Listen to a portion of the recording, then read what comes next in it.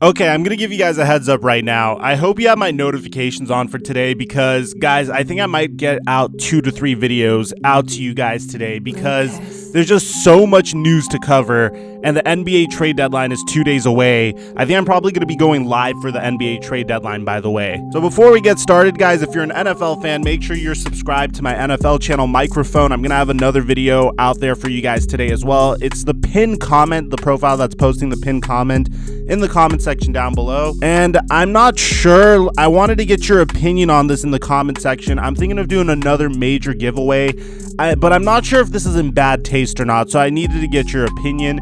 I was thinking of giving away a Kobe Bryant signed autographed jersey to one of my Instagram followers for when we hit 24,000 Instagram followers. Let me know what you guys think about that in the comment section. And of course, make sure to follow me on TikTok if you guys want to see my workout routines. Now, last night, well, all of yesterday, we had some very interesting drama go down.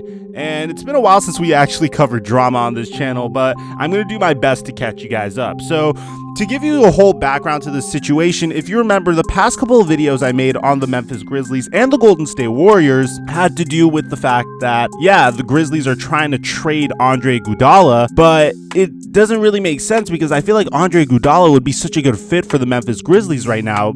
I know coming into this season, the team with the number 2 overall pick in last year's draft isn't really viewed to make that much noise in the NBA at all. But the Memphis Grizzlies have been one of the most exciting teams in the NBA. They have the most probable rookie of the year in Ja Morant, unless if Zion Williamson does something crazy upon his return. Jaren Jackson Jr. is this athletic stretch 4 beast of a player. Not to mention that they have great coaching and they have great pieces around him in Dylan Brooks, Brandon Clark. So if you add Andre Iguodala to that mix, I feel like they could be such a versatile team, especially because Andre Iguodala has the experience. He'd be a great veteran leader in the locker room. He's able to defend all 5 positions. He could give them the option to go into a more small ball lineup. And again, he's won multiple NBA Finals and he's an NBA Finals MVP.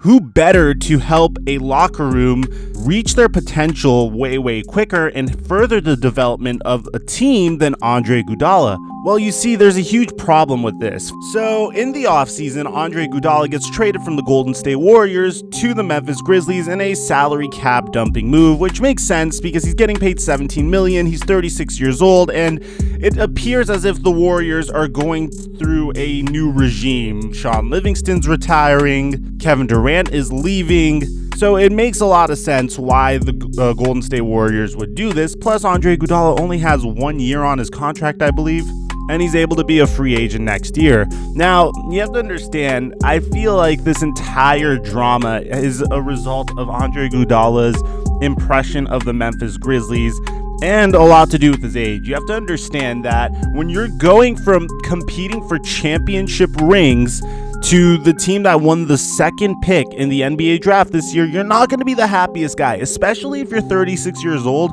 You're not going to really try as hard, especially if you are mainly focused on winning championships. I know there are some exceptions out there, like Vince Carter is literally the inverse of Andre Iguodala. He'd rather play on a crappier team and be that veteran leader that also gets playing time than be a player that's potentially going to be the 12th man off the bench and, you know, ring chase. So Andre Iguodala immediately gets to training camp and says, "Yo, Grizzlies, we are definitely not doing this. I am not playing. Let me know when you guys negotiate a trade or a buyout for me, and I'd appreciate that very much." And he expected something to get done in the offseason, but nothing got done in the offseason. And this kind of escalated because here's the problem. Andre Iguodala has a $17 million contract, which makes him a phenomenal candidate to get you out of a very bad contract if you're already an existing team, or just be a salary cap filler. You know, if one team wants to do a cap dump or anything like that, he has a very tradable contract. He's an expiring contract this year. But the problem is Andre Iguodala wants to be on a contending team. Most contending teams aren't in a situation where they need to dump cap. And at the same time, the Memphis Grizzlies want to get, like, I don't know, a 2nd round pick or a 1st round pick out of Andre Iguodala. Even if it's lottery protected, they want to get something out of him. Now, here's where it gets interesting. things were all nice and quiet before. I was very curious why Iguodala wouldn't come back. I'm guessing he's just trying to take a rest for this year. And then what happened was, so Andre Iguodala gets word that the Memphis Grizzlies are having a difficult time trading him. And in response to this, he says, okay, I'm willing to sit out for the entirety of the season if I don't get traded. I'd rather sit out the entire season than don a Memphis Grizzlies uniform.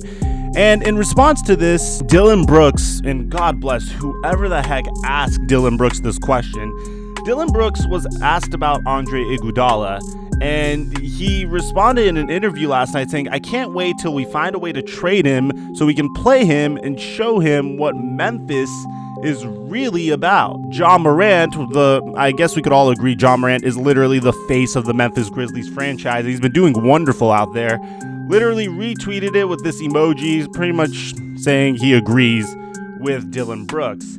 So things get a little interesting here because Steph Curry takes to Instagram, lots of cross-platform shots over here, goes to Instagram and posts this picture of Iggy, tags Iguodala with the shush emoji.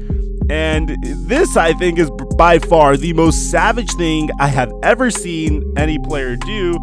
Ja Morant responds to Rachel Nichols' tweet of Steph Curry posting that picture of Andre Iguodala with the same emoji, with the shrug emoji, and Kevin Durant hoisting the MVP trophy.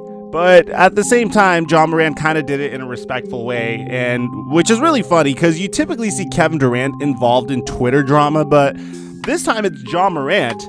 In the topic has to kind of do with Kevin Durant. It's a picture of Kevin Durant, but it's Ja Morant doing the talking.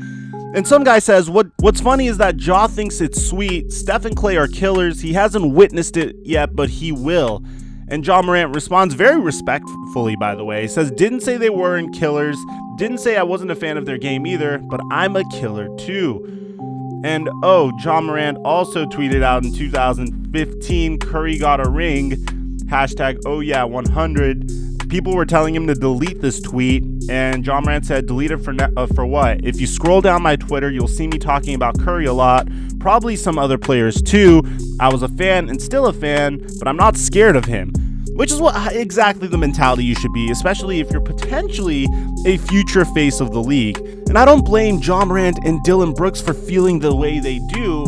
They kind of feel rejected right now, man. Like, this could have been a huge player, a very pivotal piece of their development. Imagine having a player that literally wasted, I'm sorry, Sixers fans, but Iguodala has a very interesting career in the sense that right as he was exiting his prime in Philadelphia, and he left Denver for the Golden State Warriors, that's when he became a new version of himself, and he reinvented himself, and he became this versatile player that extended his career.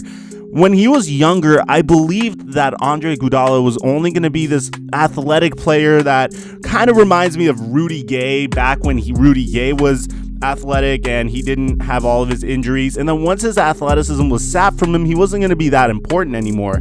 But boy, was I wrong. He literally reinvented himself upon coming to the Golden State Warriors and was literally the responsible piece that created that small ball death lineup for the Warriors that resulted in so many championships. And I feel like his experience would be invaluable to a young Memphis Grizzlies team. I feel like it's just so unfortunate the way things have turned out. And at the same time, I don't blame Dillon Brooks and Ja Morant for feeling the way they do, but at the same time, I don't blame Andre Iguodala for feeling the way he does, man. He's 36 years old. This body must be aching after all those NBA finals that he's been to. So that's probably why he wanted to sit out. I'm sure it's not a personal thing. I'm sure if he was like 4 years younger, he'd be playing for the Grizzlies, but let me know in the comment section down below about what you think about this Curry-Ja Morant exchange. Do you think any of them went too far? Do Do you think it's just whatever? What about Andre Iguodala? Do you think he's justified in trying to sit out for the entire year? Or do you think he needs to come back and try to make a contribution to the Memphis Grizzlies? I'm actually kind of surprised that Andre Iguodala is still being paid despite not playing the entire year. You'd think that they would include that in an NBA contract, especially if the Grizzlies would want him there. But let me know what you guys think. I'm your boy, TheFlightMike, and I'll catch you guys in the next upload.